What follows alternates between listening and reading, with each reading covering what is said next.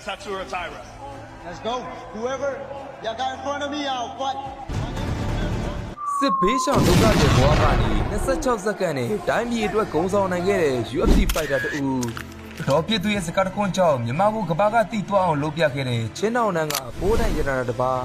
MMA လို့ပြောလိုက်တာနဲ့အောင်လာအန်ဆန်ပြီး UFC မှာဒုတိယတက်ငယ်ဆုံးချန်ပီယံဆက်လက်တီးပိုင်ရှင်ဂျော်ရှူဝါဘန်ကိုတော့အားလုံးသိထားပြီးသားဖြစ်မှာပါငွေချင်း9ယောက်ရှိပြီးဘန်လို့ခေါ်တဲ့ဂျော်ရှူဝါဘန်ကိုမြန်မာနိုင်ငံချင်းပြည်နယ်ဟာကာမြို့မှာ2001ခုနှစ်အောက်တိုဘာ10ရက်နေ့မှာမွေးဖွားခဲ့တဲ့သူ့အသက်10နှစ်သားအရွယ်မှာပဲမြန်မာနိုင်ငံရဲ့အခြေအနေကြောင့်ဘန်တို့မိသားစုဟာဒုက္ခသည်ဘဝနဲ့မလေးရှားနိုင်ငံကိုပြောင်းရွှေ့လာခဲ့တဲ့အစမပြေမှုတွေကြောင့်သားသမီးတွေရဲ့နောက်ရေးကိုတွေးပြီးဘန်ရဲ့မိဘတွေကမလေးရှားကနေအမေရိကန်ကိုပြောင်းရွှေ့ပြီးနောက်မှာတော့ဘန်ဟာအမေရိကန်တန်းဘော်တွေကြောင့်ကြောင်းတက်တိုင်အနိုင်ကျင့်မှုတွေကိုခံခဲ့ရတယ်။နောက်ဆုံးမခံနိုင်တဲ့အဆုံးမှာတော့သူ့အနိုင်ကျင့်မှုတွေကိုပြန်တွန်းလှန်ရင်းရန်ခဏခဏဖြစ်လေရှိတယ်။ဒီအကြောင်းတွေကိုသိသွားခဲ့တဲ့သူ့ရဲ့အတော်ဟာဘန်ကိုတကယ်ယောက်ျားကောင်းတွေဟာမိသားစုနဲ့သူ့နိုင်ငံကိုကာကွယ်ပေးတတ်တဲ့သူတွေဖြစ်တဲ့လက်ဝဲချန်ပီယံအောင်ပတ်ကွီယိုကိုကြည့်ပါဆိုပြီးအတော်ဖြစ်သူကဆုံးမခဲ့တယ်။ဒါနဲ့ပဲဘန်ဟာအတော်ဖြစ်သူရဲ့စကားကိုပြန်ကြားရအောင်ရင်ဂျင်းတစ်ခုမှဘဝတစ်စချိုးပြောင်းလဲဖို့ပြင်းပြင်းထန်ထန်ကြိုးစားပါတော့တယ်။ဒီလိုနဲ့ပဲ19နှစ်ရွယ်ပဲရှိသေးတဲ့ဘန်ဟာ2021ခုနှစ်အောက်တိုဘာ19ရက်နေ့မှာတော့တိုနီရဲ့ကူဘဲနဲ့ရှင်မြန်ခဲ့ပြီ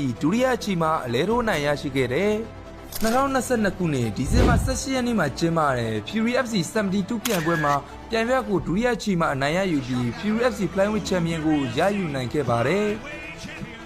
သူ့ရဲ့စူးစမ်းအားထုတ်မှုတွေကြောင့်2023ခုနှစ်မှာ UFC နဲ့စာချုပ်ချုပ်ဆိုပြီးနောက်နှစ်မှာတော့အမေရိကန်နိုင်ငံသားချားချွန်စင်ကိုလဲရိုရှုံးနိတ်ကဘန်အတွက်သင်ခန်းစာယူခဲ့ရတဲ့ပွဲတစ်ပွဲဖြစ်ခဲ့တယ်။ဘန်နဲ့ Brandon Rival တို့ရဲ့ UFC 3-1 ခုပွဲစဉ်ကိုအခြား UFC Fighter ကြီးတွေက Fire of the Night ပွဲစဉ်လို့သတ်မှတ်ခြင်းခံခဲ့ပြီး Flyweight Champion ကပတ်ကိုစိန်ခေါ်ခွင့်ရတော့ခဲ့ပါတယ်။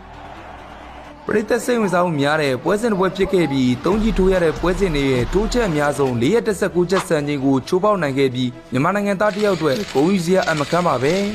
2025ခုနှစ်ဇူလိုင်1ရက်နေ့စီးရင်ရဂျော်ရှူဝါဘန်ဟာ UFC Flyweight သတ်မှတ်ချက်အဆင့်1နေရာမှာရပ်တည်နေခဲ့ပြီးစုစုပေါင်း19ပွဲမှာ15ပွဲနိုင်2ပွဲရှုံးရလဒ်ကောင်းကိုပိုင်ဆိုင်ထားသူတူဦးလည်းဖြစ်တယ်ဝင်းထဲကိုမြန်မာလန်ချုံပြီးဝင်လာတဲ့ဘန်ဟာ UFC တန်စကားကျိုးဝိုင်းထဲမှာမြန်မာလန်ချုံကျင်းတာမို့ဥက္ကရာကြီးဒေနာဝိုက်စီမှာခွင်နှောင်းတာမရတာကြောင့်မြန်မာလန်နဲ့လှုပ်ထားတဲ့သွားကတ်ကိုတက်ပြီး UFC စီမင်းပေါ်မှာပြသခဲ့ပါသေးတယ်။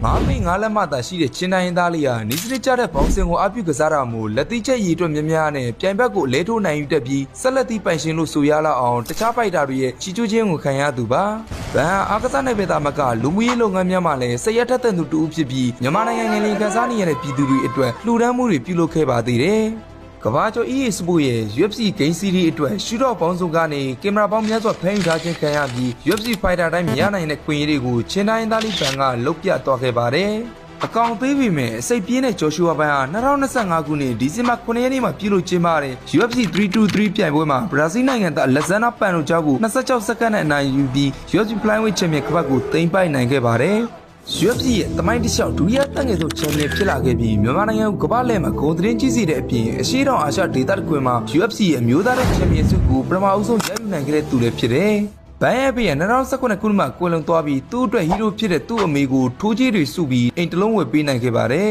။သူလေးစားကြရတဲ့စံပြတ်ပုဂ္ဂိုလ်ကခရစ္စတီယာနိုရိုနယ်ဒိုဖြစ်ပြီးငယ်စဉ်ကတည်းကဘောလုံးသမားဖြစ်ချင်ခဲ့ပေမဲ့ကျောင်းပညာရေးနဲ့ MMA လမ်းကြောင်းပေါ်ကိုရောက်ရှိခဲ့တာမို့ဘောလုံးကစားရနာခဲ့ရခြင်းဖြစ်တယ်။တောင်းမဲ့မိခဲ့တရေဆိုသလိုပဲကျိုးဝိုင်းထဲမှာကြောက်ရွံ့ခြင်းမရှိဘဲထိုးတက်နိုင်ဖို့အတွက်သူ့နာမည်ထဲမှာ PLS ဆိုတဲ့နာမည်ကိုထည့်ပြီးဂျွန်ဂျူက The PLS ဘန်လို့ရည်ရွယ်ခဲ့တာပ